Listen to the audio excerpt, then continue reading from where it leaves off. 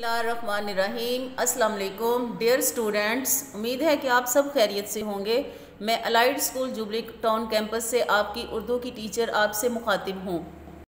ये आपका 5 क्लास का उर्दू का सिलेबस है स्टूडेंट्स। आज इसमें हम गाय और बकरी, अहमद के समझदारी के मशकी सवालात और कुछ क़वाइद इंशा का काम करेंगे। ये आपकी उर्दू की किताब है। अब सफ़ा नंबर 90 खोलिए। एक गाय और बकरी के बारे में आज हम पढ़ेंगे। हम इसकी पढ़ाई करते हैं। एक चिरागा हरी भरी थी कहीं, थी सरापा बहार जिसकी ज़मीं, क्या समा उस बहार का हो बयां, हर तरफ साफ नदियां थी रवां, थे अनारों के बेशुमार दरख्त और पीपल के सायादार दरख्त, ठंडी ठंडी हवाएं आती थीं, तायरों की सदाएं आती थीं। किसी नदी के पास एक बकरी चरते चरते कहीं से आ निकली। जब ठहर के इधर उधर देखा, पास एक गाय को खड़े पाया। पहले झुककर उसे सलाम किया, फिर सलीके से यूं कलाम किया, क्यों बड़ी भी मजाज कैसे हैं। गाय बोली, खैर अच्छे हैं। कट रही है बुरी भली अपनी, है मुसीबत में ज़िंदगी अपनी। आदमी से कोई भला ना करे, इससे पाला पड़े खुदा ना करे। स्टूडेंट, इस नज़म में एक चिरागा हरी भरी थी कि एक घास का मैदान जिसमें बहुत ज़्यादा घास थी और उसमें साफ़ सुथरी नदियाँ, फलों के दरख्त और ठंडी हवाएं चलती थी। उस नदी पे एक बकरी को चरते चरते एक गाय मिल गई। अब बकरी ने गाय का हालचाल पूछा। गाय ने थोड़ा मायूसी में कहा कि ज़िंदगी तो कट रही है लेकिन मुसीबत में है। आदमी से कोई भला ना करे, इससे पाला पड़े खुदा ना करे। इसमें गाय बकरी के सामने शिकवा कर रही है कि इंसान से तो पाला ही ना पड़े। अब हम आगे देखते हैं कि वो ऐसा क्यों कह रही है। आपने मुश्किल अल्फाज को अंडरलाइन करना है और उनको याद भी करना है। स्टूडेंट्स, अब सफ़ा नंबर 91 खोलिए। अब यहाँ पे गाय क्या कह रही है? दूध कम दूँ तो बुड़बुड़ाता है, हूँ जो दुबली तो बेच खाता है, इसके बच्चों को पालती हूँ मैं, दूध से जान डालती हूँ मैं, बदले नेकी के ये बुराई है, मेरे अल्लाह तेरी दुहाई है। दूध हर इंसान के लिए बहुत ज़रूरी है, ख़ास तौर पे बच्चों के लिए। अब वो यहाँ पे ये गिला कर रही है कि अगर मैं कम दूध देती हूँ तो ये मुझे बुरा भला कहता है, और मैं अगर दुबली रह जाऊँ तो ये मुझे बेच देता है। हालांकि मैं तो इसके बच्चों को पालती हूँ और दूध से उनको मजबूत बनाती हूँ, नेकी के बदले में ये मुझे मेरे साथ बुराई करते हैं। अब गाय अल्लाह ताला से शिकवा कर रही है। सुन के बकरी का ये माजरा सारा, बोली ऐसा गिला नहीं अच्छा, बात सच्ची है बेमज़ा लगती, मैं कहूँगी मगर खुदा लगती। ये चिरागा, ये ठंडी ठंडी हवा, ये हरी घास और ये साया, ऐसी खुशियाँ हमें नसीब कहाँ, ये कहाँ बेज़ुबां गरीब कहाँ। ये मज़े आदमी के दम से हैं, लुत्फ़ सारे उसी के दम से हैं, 100 तरह का बनू में है खटका, वहाँ के गुजरान से बचाए खुदा। हम पे एहसान है बड़ा उसका, हमको ज़ेबा नहीं गिला इसका। गाय सुनकर ये बात शर्माई, आदमी के गिले से पछताई। दिल में परखा भला बुरा उसने, और कुछ सोच कर कहा उसने, यूँ तो छोटी है ज़ात बकरी की, दिल को लगती है बात बकरी की। स्टूडेंट्स देखें, अब इसमें बकरी गाय से छोटी है लेकिन वो बहुत अक्लमंदी से बात कर रही है कि हम इंसान के बगैर कुछ भी नहीं है। जंगल में हमें हर जगह पे ख़तरा होता है, ये इंसान ही के दम से हम ठंडी हवा में आ रहे हैं, क्योंकि वो खुद तो नहीं जा रहे होते, उनको इंसान ही लेके जा रहा होता है। ठंडी हवा, पानी, खुराक, हर चीज़ का ख्याल इंसान कर रहा होता है। जब गाय बकरी की ये बात सुनती है तो अफसुर्दा होती है, पछताती है, कहती कि फिर अपने दिल में सोचती है कि मुझे क्यों बुरा भला मैंने कहा, इंसान को नहीं कहना चाहिए था। फिर वो कहती है वैसे तो बकरी मुझसे छोटी है लेकिन जो इसकी बात है वो मेरे दिल को लगती है। और ये नज़म डॉक्टर अल्लामा मोहम्मद इकबाल ने लिखी है। आपने इनको ख़ास अल्फाज को याद करना है। चिरागा, सरापा, तायर, कलाम, माजरा, दुहाई, पाला पढ़ना। जो अल्फाज मुश्किल हैं उनको अंडरलाइन करें, इसकी पढ़ाई करें, इसकी तशरीह को याद करें और आसान से आसान अल्फाज में याद करें। अब सफ़ा नंबर 92 पे सवाल के जवाबात हैं, वो हम कॉपी पे करेंगे। सवाल नंबर 2, मुनासिब अल्फाज की मदद से खाली जगह पुर करें। दूध कम दूँ तो डैश है, बिड़बिड़ाता है, चिरागा डैश थी, हरी हरी थी, मेरे अल्लाह तेरी डैश है, मेरे अल्लाह तेरी दुहाई है, हम पे डैश है बड़ा उसका, हम पे एहसान है बड़ा उसका, ऐसी खुशियाँ हमें डैश कहाँ, ऐसी खुशियाँ हमें नसीब कहाँ। दर्ज झैल अल्फाज के मुतरादिफ लिखने हैं। दरख्त, सदाएँ, नदी, लुत्फ़, गिला। दरख्त पेड़, सदाएँ आवाज़ें, नदी नहर, लुत्फ़ मज़ा, गिला शिकवा। सवाल नंबर, इन अल्फाज के मुतज़ाद लिखने हैं। बहार ख़िज़ां, दुबली मोटी, भला बुरा, अच्छाई बुराई। अब सफ़ा नंबर 93 खोलिए। इसमें जुमले और जो मुज़क्कर मुअन्नस है वो हम कॉपी पे करेंगे। सवाल नंबर 7, मदरजा झैल मनफी और इस्तफ़हामिया जुमलों को सादा जुमलों में तब्दील करें। वहाँ अनार और पीपल के दरख्त नहीं थे, वहाँ अनार और पीपल के दरख्त थे। क्या गाय नदी के पास खड़ी थी? गाय नदी के पास खड़ी थी। क्या ठंडी हवाएं चल रही थी? ठंडी हवाएं चल रही थी। बकरी ने सलीके से कलाम नहीं किया, बकरी ने सलीके से कलाम किया। क्या अच्छी बात दिल को लगती है? अच्छी बात दिल को लगती है। स्टूडेंट्स, आपने ये सारा काम कॉपी का, किताब का, क़वाइद व इंशा का सारा काम अगले 10 दिन के अंदर अंदर मुकम्मल करना है। अब आपने कॉपी पे टैग बनाना है। सबक नंबर 21, एक गाय और बकरी, पढ़ाई, मश्क, सवाल जवाब, जायज़ा। अगले सफ़े पे तारीख लिखें, घर का काम और दिन डालें। उन्वान में एक गाय और बकरी, इर्तिकाज़ में सवाल जवाब, खाली जगह। सवाल नंबर 1, चरागाह में कौन कौन से दरख्त थे? जवाब, अनार और पीपल के दरख्त थे। सवाल नंबर 2, बकरी चरते चरते कहाँ आ निकली? बकरी चरते चरते नदी के पास आ निकली। सवाल नंबर 3, बकरी ने गाय को देखकर सबसे पहले क्या कहा? बकरी ने गाय को सबसे पहले सलाम किया। इस नज़म से हमें क्या सबक मिलता है? इस नज़म से हमें सबक मिलता है कि दुनिया की कोई भी चीज़ अल्लाह ने बेकार पैदा नहीं की है।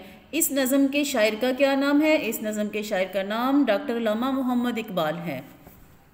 अगले सफ़े पे हम मुहावरे बनाएंगे। खुदा लगती कहना, मानी सच्ची लगना। जुमला, बकरी की बात बेमज़ा ज़रूर थी मगर खुदा लगते थे।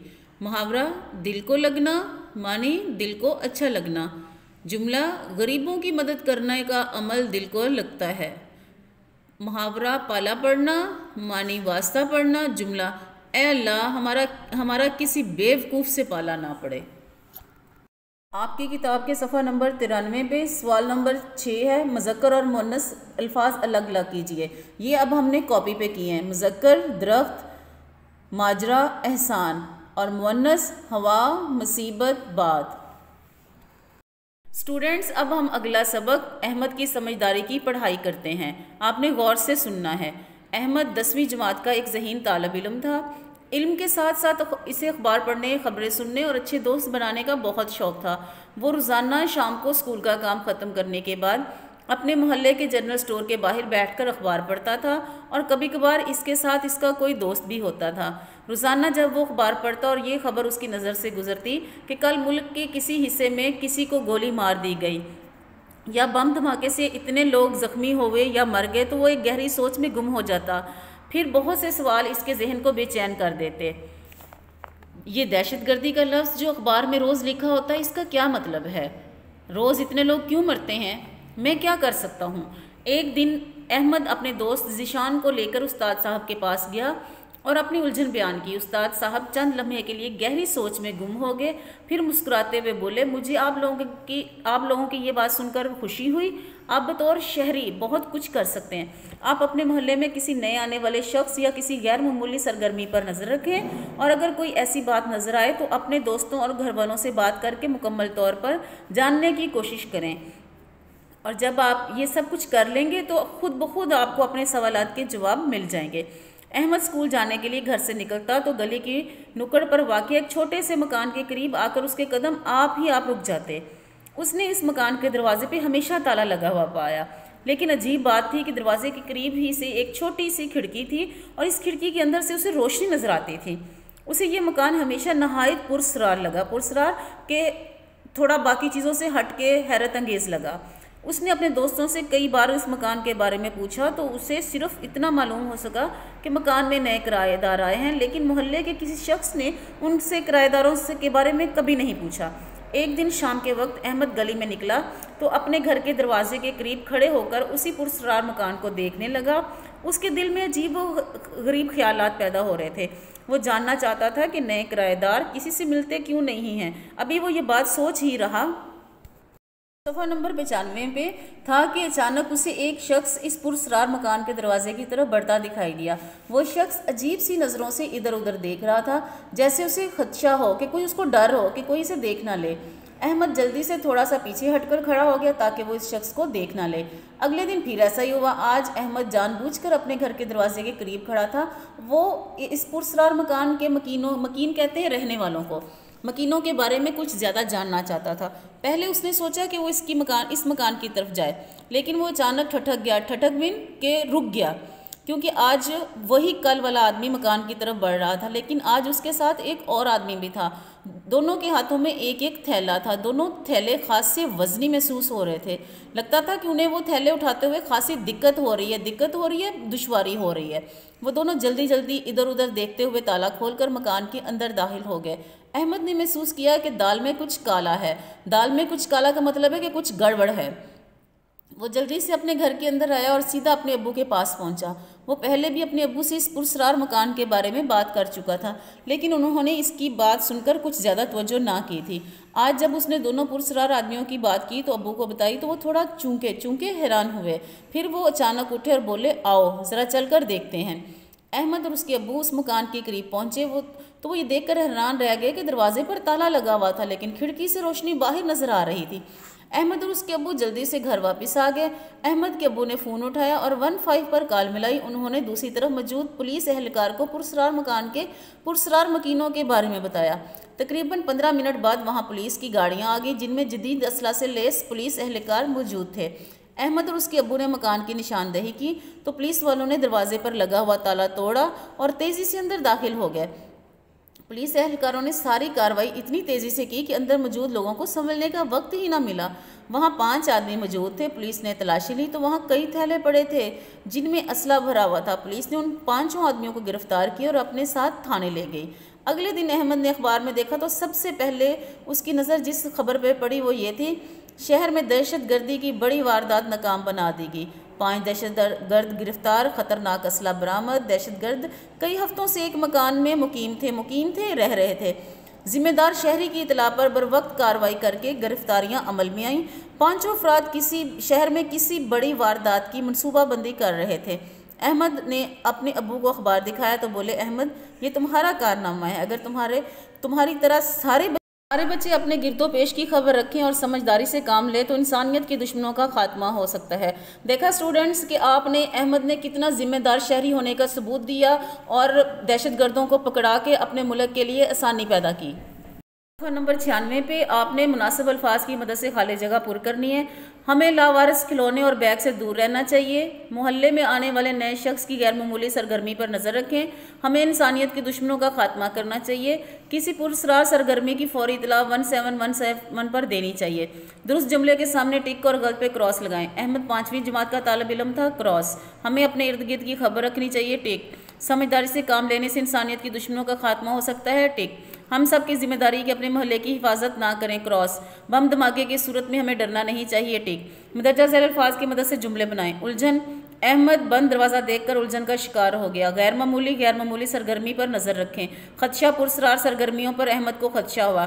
ठठक, अहमद ठठक कर रुक गया। निशानदेही, अहमद ने मकान की निशानदेही कही। स्टूडेंट्स अब हम सवाल जवाब कॉपी पे करते हैं। अब आपने स्टूडेंट टैग बनाना है। सबक नंबर 22, अहमद की समझदारी, पढ़ाई, लिखाई, मश्क, सवाल जवाब, जायज़ा। अगले सफ़े पे आपने तारीख, घर का काम और दिन लिखना है। उन्वान में अहमद की समझदारी, इर्तिकाज़ में सवाल जवाब। सवाल नंबर 1, अहमद क्यों परेशान रहता था? अहमद हर रोज़ के धमाकों और मुल्की हालात की वजह से परेशान रहता था। सवाल नंबर 2, एक शहरी की क्या जिम्मेदारियां हैं? एक शहरी की जिम्मेदारी है कि वो अपने मोहल्ले में आने वाले किसी भी नए शख्स या किसी गैर मामूली सरगर्मी पर नज़र रखे। सवाल नंबर 3, पुरस्रार घर में किस किस्म की सरगर्मियां होती थी? पुरस्रार घर में 5 अफराद शहर में दहशतगर्दी की बड़ी वारदात की मनसूबाबंदी कर रहे थे। अहमद के अब्बू ने किसी नंबर पर इतला दी। अहमद के अब्बू ने 15 पर इतला दी। सवाल नंबर 5, इंसानियत के दुश्मनों का खात्मा कैसे मुमकिन है? जवाब, अगर सब लोग अपने इर्द गिर्द पर नज़र रखें और समझदारी से काम लें तो इंसानियत के दुश्मनों का खात्मा हो सकता है। ये आपकी उर्दू की क़वाइद इंशा की किताब है। सफ़ा नंबर 97 पे खेलों की अहमियत के बारे में मज़मून लिखना है आपने। खेल हमारी ज़िंदगी में बहुत ज़्यादा ज़रूरी हैं। खेल खेलने से इंसान तंदुरुस्त रहता है। इंसानी फितरत और खेल, जिस्मानी और जहनी नशोनुमा के लिए खेलों की ज़रूरत। तफरीह बेहतरीन ज़रिया, पढ़ाई और खेल दोनों में तवाज़न। जो बच्चे तवाज़न कायम नहीं रखते उनका क्या अंजाम होता है। आपके स्कूल में कौन कौन से खेलों की सहूलत मौजूद है। आपने इन्हीं पॉइंट्स को मद्देनज़र रखते हुए सफ़ा नंबर 98 पे खेलों की अहमियत के बारे में अपने अल्फाज में, आसान अल्फाज में मज़मून लिखना है। स्टूडेंट्स, सफ़ा नंबर 81 पे आपने दरख्वास्त फ़ीस माफ़ी लिखनी है। स्टूडेंट्स, मैं उम्मीद करती हूँ आपको आज के लेक्चर की समझ आ गई होगी। अगर आपको कोई बात समझ ना आई हो तो आप वीडियो को दोबारा देख सकते हैं। एक अहम बात, आपने तमाम काम स्कूल की कॉपीज़ पर करना है जो आप स्कूल में इस्तेमाल कर रहे थे। इन होमवर्क के नंबर आपके फाइनल एग्ज़ाम में शामिल किए जाएंगे। हमारे चैनल को यूट्यूब पर सब्सक्राइब करें और बेल आइकन को प्रेस करें ताकि आपको हमारे आने वाली तमाम वीडियोज़ के नोटिफिकेशन मिलते रहें। Stay home, stay safe. अल्लाह हाफिज़।